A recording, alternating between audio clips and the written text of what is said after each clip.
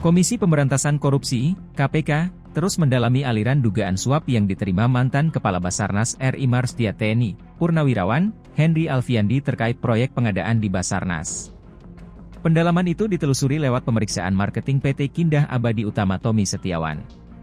Saksi hadir dan didalami pengetahuannya antara lain terkait dengan dugaan adanya pengaturan lelang disertai pemberian uang pada Kabasarnas, kata juru bicara KPK Ali Fikri, Kamis, 24 Agustus 2023. KPK menyebut Henry Alfiandi dan Korsmin Kabasarnas Letkol Afri Budi Cahyanto mengakui menerima suap dari pihak swasta.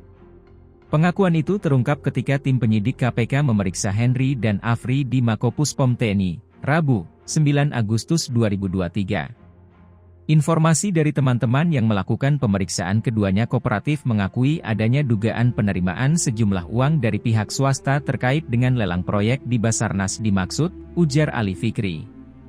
Uang tersebut diberikan oleh Komisaris Utama PT Multigrafika Cipta Sejati Mulsunadi Gunawan, Direktur Utama PT Intertekno Grafika Sejati Marilia, dan Direktur Utama PT Kindah Abadi Utama Roni Adil.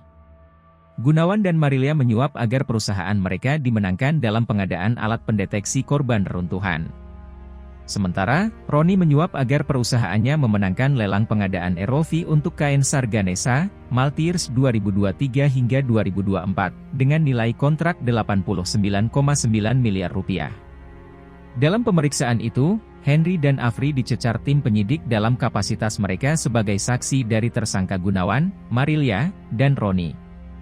Keduanya dilakukan pemeriksaan bersama dan didalami terkait dugaan penerimaan uang dari tersangka Gunawan dan kawan-kawan agar dapat memenangkan lelang proyek di Basarnas, ungkap Ali.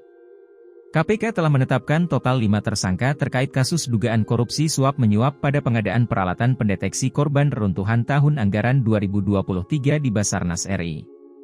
Kasus ini merupakan tindak lanjut dari operasi tangkap tangan, OTT, yang dilakukan KPK.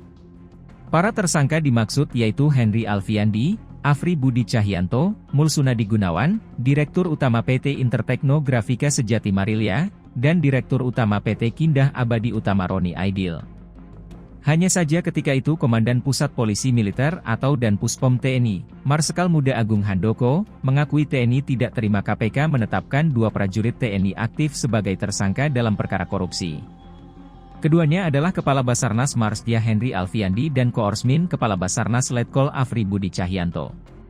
Karena tidak terima, rombongan perwira tinggi Puspom TNI mendatangi gedung KPK. Wakil Ketua KPK Johanis Tanak menyampaikan permintaan maaf kepada Panglima TNI. Dirinya menyebut bahwa penyidik KPK hilaf menetapkan Kepala Basarnas dan bawahannya sebagai tersangka karena proses hukum perwira TNI aktif merupakan kewenangan dari Puspom TNI. Namun setelah itu Ketua KPK Firly Bahuri menyatakan operasi tangkap tangan atau OTT hingga penetapan tersangka dalam kasus dugaan suap di Basarnas, telah sesuai prosedur hukum dan mekanisme yang berlaku. Kasus dugaan korupsi Kabasarnas Marsdia Henry Alfiandi dan Korsmin Kepala Basarnas Letkol Afri Budi Cahyanto akhirnya ditangani oleh Puspom TNI. Persidangannya pun akan dilakukan di peradilan militer.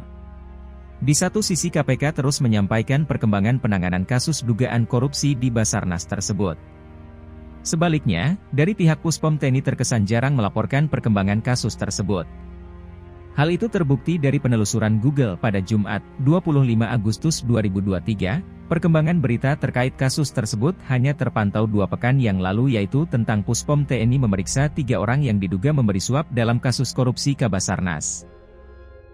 Halo, selamat berjumpa dengan saya Anika, pembaca berita podcastnews.id. Saksikan terus konten-konten menarik dari kami. Jangan lupa subscribe, like dan komen. Terima kasih.